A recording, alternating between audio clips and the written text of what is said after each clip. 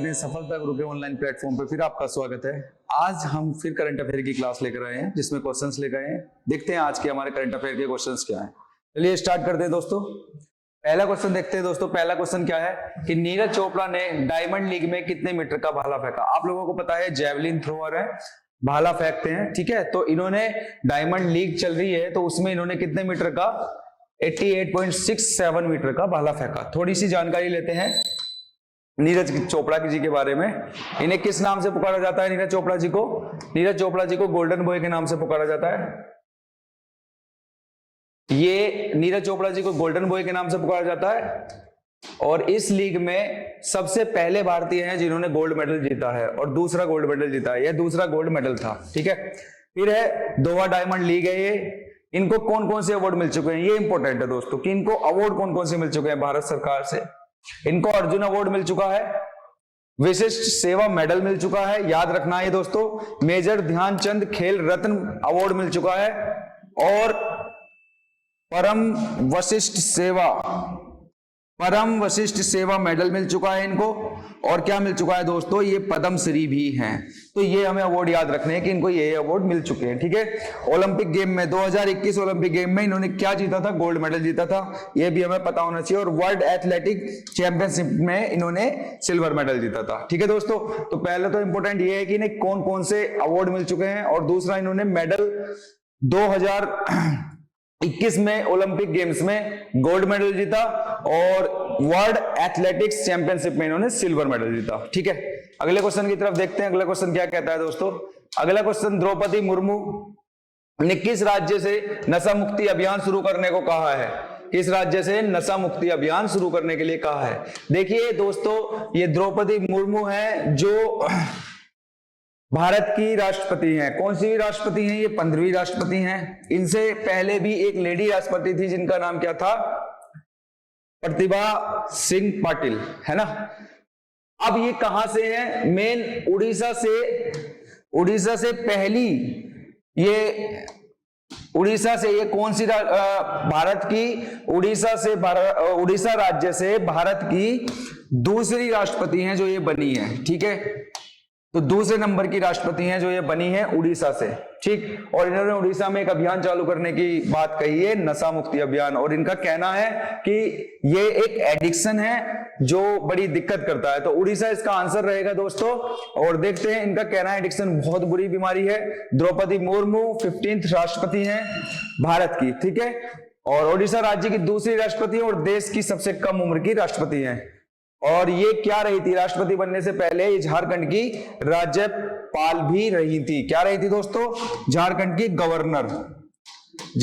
की गवर्नर भी रही थी। ये भी हमें पता होना चाहिए, ठीक है दोस्तों। और आप लोगों को पता है कि झारखंड आपके मध्य प्रदेश झारखंड आपका मध्य प्रदेश से अलग हुआ था, ठीक है दोस्तों। तो क्या है उनका कहना है कि एडिक्शन बहुत बुरी बीमारी है। द्रौपदी मुर्मू 15 राष्ट्रपति हैं, ओडिशा राज्य की दूसरी राष्ट्रपति हैं। मतलब पहले दूसरे बने थे, अभी क्या है? दूसरी राष्ट्रपति उड़ीसा राज्य से बनी है ये और देश की सबसे कम उम्र की राष्ट्रपति हैं। अगला क्वेश्चन देखते हैं। अगला क्वेश्चन कहता है किस राज्य में दंगाइयों को देखते ही गोली मारने का आरोप है? तो आप लोगों को पता है दोस्तों, मणिपुर में दंगा चल रहा है। और मणिपुर में दंगा चलने का रीजन क्या है दोस्तों कि यहाँ पे कुछ जातियां हैं, जैसे आपको पता होगा नागा, शिकू, ऐसी कुछ जातियां हैं पुरानी। तो इन जातियों को पहले से ही एसटी में रखा हुआ गया है, शेड्यूल ट्राइब में रखा गया है। लेकिन हाई कोर्ट ने ये बोला है, यहाँ की हाई कोर्ट ने बोला है, मणिपुर की हाई कोर्ट ने, कि एक जाति है यहाँ पे मिति, इसके लिए ये बोला गया है हाई कोर्ट ने कि इसको भी रिजर्वेशन, इसे भी एसटी कैटेगरी में रखा जाए। यहाँ की सरकार इस बात से एग्री नहीं कर रही है। लेकिन सबसे बड़ी बात, एग्री ना करने का रीजन भी ये है कि नागा लोग इस चीज को एक्सेप्ट नहीं कर रहे हैं, क्योंकि इन लोगों का जिसके पास एसटी है, जो एसटी कैटेगरी में, उनको एक अलग ही विशेष सुविधाएं दी गई हैं, ठीक है। तो इसी कारण से ये मिति जो है ये बोल रहे हैं कि हमें भी एसटी में रखा जाए। लेकिन प्रॉब्लम ये है, नागा लोग कह रहे हैं कि आप अगर इनको इस कैटेगरी में, एसटी कैटेगरी में रखेंगे तो इस राज्य में इनकी जनसंख्या 50% से भी ज्यादा है, तो इन्हें किस बेस पे आप एसटी में रखने की कोशिश कर रहे हैं? तो इसी वजह से इन दोनों के बीच लड़ाई झगड़े चल रहे हैं, इन दोनों जातियों के बीच आपसी दंगा हो रहा है इनके बीच में, ठीक है। इसी कारण से यहाँ पे क्या लगा हुआ है दोस्तों, 355। आपने 356 सुना होगा, लेकिन 356 नहीं, 355 यहाँ पर लग रहा है। 356 आपने इमरजेंसी प्रोविजन सुना होगा, लेकिन 355 भी इमरजेंसी है। लेकिन इसमें अधिकार किसके पास होता है? 355 में अधिकार सेंट्रल गवर्नमेंट के पास होता है कि वो सेंट्रल गवर्नमेंट राज्य में अगर कोई दंगा चल रहा है, विवाद हो रहा है, तो उस पर रोकथाम लगाए उस राज्य की सुरक्षा के लिए। तो ये सेंट्रल गवर्नमेंट के अधीन होता है। तो ध्यान रखना, ये बहुत अच्छा है। आर्टिकल जो है 355 आ सकता है आपका कि इसमें क्या ये आपातकाल की स्थिति में यूज होता है? हाँ होता है, लेकिन सेंट्रल गवर्नमेंट के थ्रू होता है। और 356 किसके थ्रू होता है दोस्तों? वो प्रेसिडेंट के थ्रू होता है, ठीक है। प्रेसिडेंट रूल बोलते हैं जिसे। तो यहां पे लिख रखा है गृह युद्ध हो रहा है, काकी नागा इन लोगों को एसटी में रखा गया है, और मिति डिमांड कर रही है, ये जो कास्ट है डिमांड कर रही है किसकी दोस्तों? एसटी में इनको भी रखा जाए। लेकिन इनकी जनसंख्या 50% से ज्यादा है इस स्टेट में, इसी कारण से इन्हें यहाँ पे नहीं रखा जा रहा। इस चीज के बारे में बोल रहे हैं काकी और नागा लोग।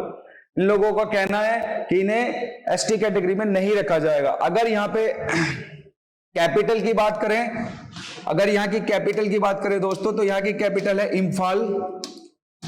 7 सिस्टर का ही हिस्सा है ये भी। चीफ मिनिस्टर है यहाँ पे नंगथोम्बम ब्रेन सिंह, ठीक है। और यहाँ के गवर्नर है अनसुईया विके, ठीक है।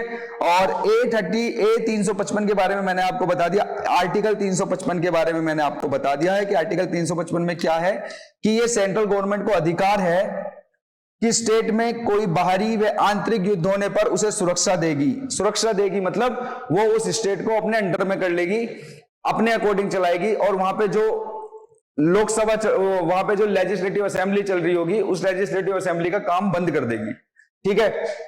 आगे चलते हैं, आगे क्या कहता है वो?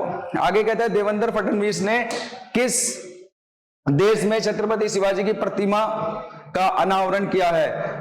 तो यह मॉरिशस में इन्होंने शिवाजी जी की प्रतिमा का अनावरण किया है। और ये देवेंद्र फडणवीस कौन है? ये महाराष्ट्र के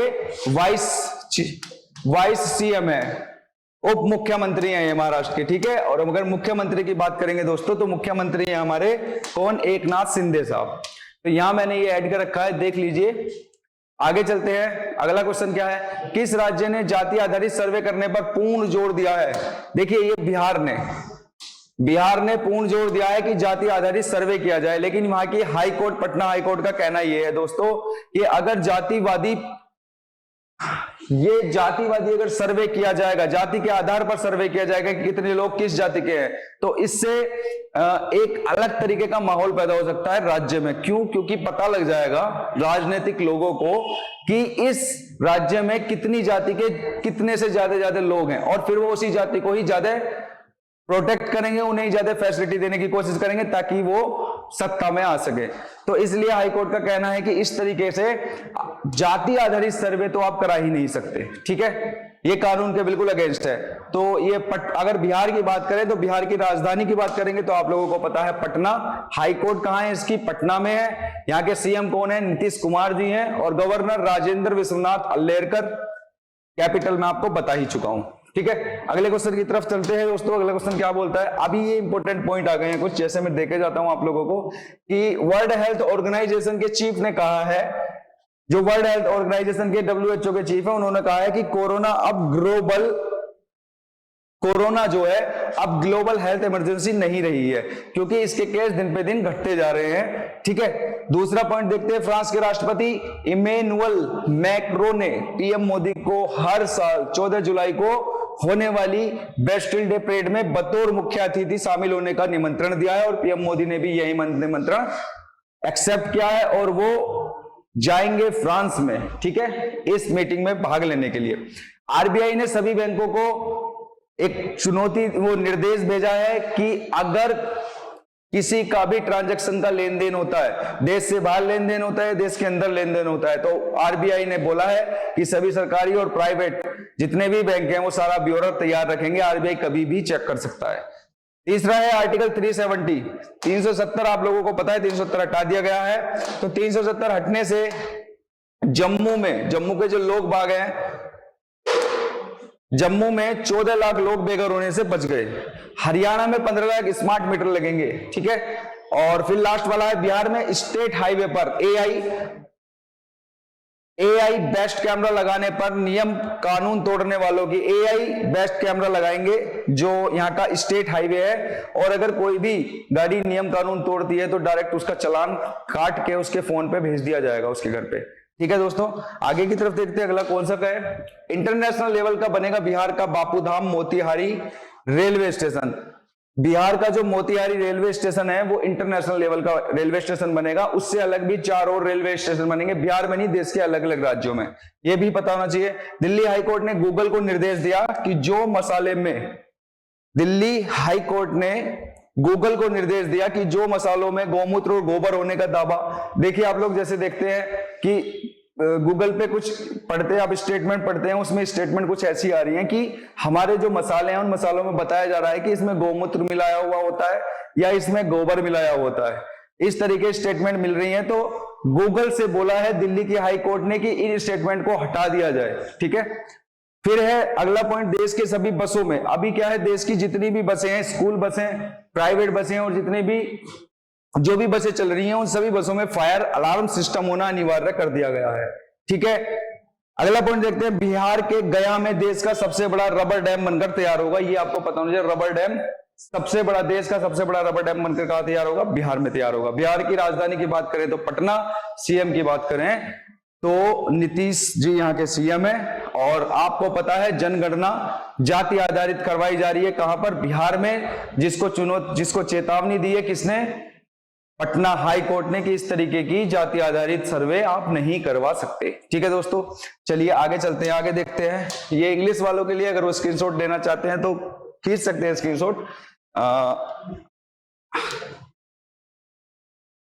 आगे देखते हैं दोस्तों। मैं पिछली क्लास में क्वेश्चंस देकर गया था आप लोगों को, देखते हैं क्या क्या है। अप्रैल 2023 में जीएसटी से कितने रुपए का टैक्स एकत्रित हुआ, तो मैंने आपको बताया था 1.87 लाख करोड़ का टैक्स जीएसटी से एकत्रित हुआ। और राज्यों में भी आपको पता है हरियाणा ने सबसे ज्यादा टैक्स कमाने वाला राज्य बना है जीएसटी से, ठीक है। आगे देखते हैं, अगला क्वेश्चन है, किस देश का फ्यूल सप्लायर बना भारत, तो यूरोप का फ्यूल सप्लायर क्या बना है, भारत। ये मैं आपको बता चुका हूं पिछली वीडियो में, आप देखेंगे तो आपको समझ आ जाएंगी ये चीजें। अगले क्वेश्चन की तरफ बढ़ते हैं। अगला क्वेश्चन है कि किस राज्य की सरकार के ब्यूरोक्रेसी को चेतावनी दी गई है, यदि वे निजी कार्य के लिए सरकारी गाड़ी इस्तेमाल की तो देना होगा जुर्माना। मतलब क्या करते हैं ब्यूरोक्रेसी, अपने निजी वर्ग के लिए किसी रिश्तेदार के यहाँ जाना है, हमें छुट्टी होने के बाद भी उसी गवर्नमेंट की गाड़ी को यूज करते हैं, उसका पेट्रोल फूकते हैं। तो अगर इस तरीके से कोई पाया जाता है ब्यूरोक्रेसी तो उसे जुर्माना देना होगा। जुर्माना भी 1000 रुपए का जुर्माना कर दिया गया है। और कौन सी सरकार ने किया है, हरियाणा सरकार ने किया है। अगले क्वेश्चन की तरफ देखते हैं दोस्तों। अक्षांशु जो यूपी के रहने वाले हैं, उन्हें किस कला के लिए इंडिया बुक ऑफ रिकॉर्ड से सम्मानित किया गया है, इन्हें चित्रकारिता के लिए किया गया है। मैंने आपको बताया था वीडियो में, जो मेरे पिछले करंट अफेयर थे, कि इनको चित्रकारिता में समुद्र मंथन की इन्होंने पेंटिंग बनाई थी, 5 दिन लगे थे, ठीक है। और 165 स्क्वायर फीट की पेंटिंग थी, ठीक है दोस्तों। तो उसके लिए इन्हें क्या मिला है, इंडिया बुक ऑफ रिकॉर्ड का अवार्ड मिला है इनको। और दूसरा, ये बिहार के रहने वाले हैं। अगले क्वेश्चन की ओर बढ़ते हैं। अगला क्वेश्चन क्या कहता है, चलिए यही क्वेश्चन हमारे दोस्तों खत्म हो गए हैं। अब देखते हैं आप लोगों के लिए जो नए क्वेश्चन हैं, जो आप लोगों को करने हैं अपने अकॉर्डिंग। अगर आप डेली करंट अफेयर सुन रहे हैं तो आप इन क्वेश्चनों को पक्का टिक लगा देंगे, ठीक है। तो किस देश के विदेश मंत्री के साथ भारत के विदेश मंत्री ने द्विपक्षीय बैठक की, क्वेश्चन करा रखा है। जिसको भी आएगा वो कमेंट बॉक्स में बता देना कि इसका ऑप्शन क्या हो सकता है। दूसरे क्वेश्चन की तरफ बढ़ते हैं।